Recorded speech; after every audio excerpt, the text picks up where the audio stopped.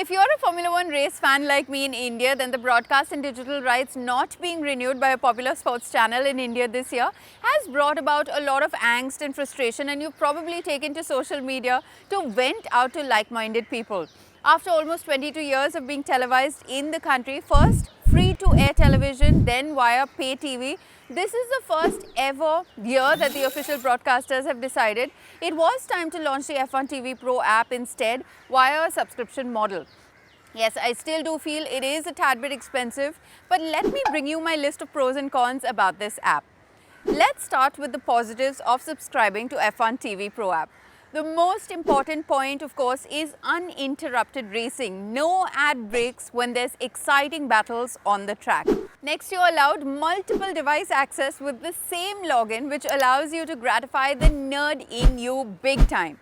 If you do have your race set up on your television set, you can use your laptop to follow the live time and get info on tyre compound choices, use your tablet to follow the real telemetry time or the live driver map, and use your cell phone to switch through onboards with unedited team radio access. That setup enables you to feel like you're part of a pit wall. Now in India, we used to jugaad, or in this case pooling our OTT expenses with friends or family. So that's what most are choosing to do anyway. You could potentially bring down that cost by half or more if you split it with friends.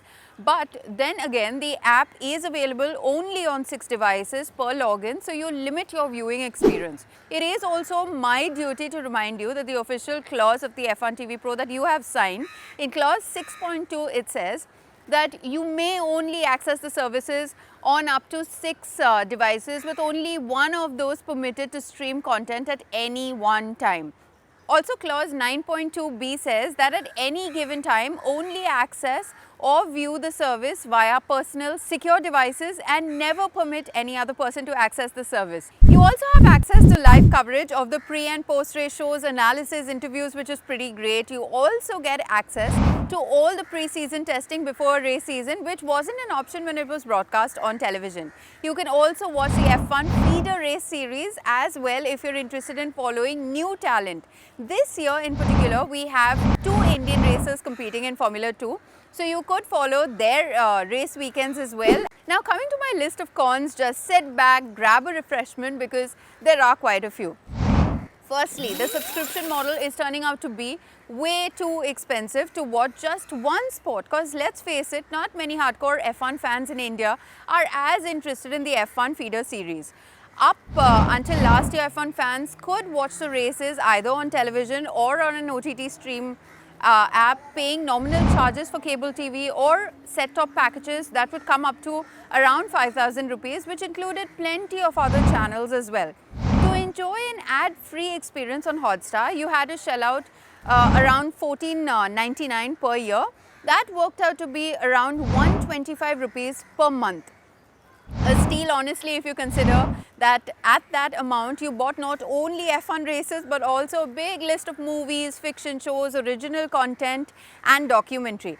Now pit that against the F1 TV Pro app that's charging 299 rupees per month, or just around 2,499 per annually, which boils down to you paying 208 rupees per month. And when you narrow it down further, the season is from March to November, so you end up paying 277 rupees per month for a total of 23 race weekends.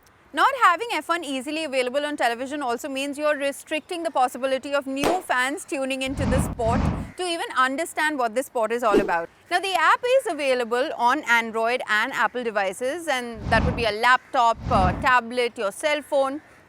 But just a reminder, if you do have an Android TV and are assuming that the Play Store will automatically have the app, you're in for a disappointment. To watch it on television, you have to get yourself an Apple TV or a Fire Stick or a Chromecast device. Personally, the Fire Stick has been the best option so far. And friends seem to be very content with Miracast as well, if that is a possibility on your device. I did try Chromecast for a race and that lag was highly disappointing. So I definitely wouldn't recommend Chromecast for the race weekend. But here's where the cost goes up substantially. If you don't already have a Fire Stick or Chromecast, add that cost to your F1 TV Pro app, it's quite a lot. Speaking of the app itself, it's great that you're given a choice of switching between onboard content, the actual race, international commentary, the works.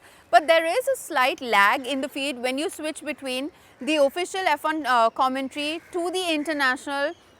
There's also a lag between the onboard camera as well. It's not exactly seamless, and hey, if I'm shelling out the bucks for more content and information and to be in control, losing out on a crucial few seconds is a lot during qualifying or the race. Now I have to tell you that there is a clause that says that the quality of the display of streaming may vary from computer to computer, from device to device, and may be affected by a variety of factors such as your location, the bandwidth available, or even the speed of your internet connection. I also feel it would be great during qualifying if we would get live time on the onboard angles, and also if we were given a choice between the onboard angles, it would be great. That's just a suggestion if it could be integrated into the app. So that's my entire list of pros and cons. What's your take anyway? Are you for the app, or would you prefer to watch it on an Indian channel or an existing OTT platform? Do write down in the comment section.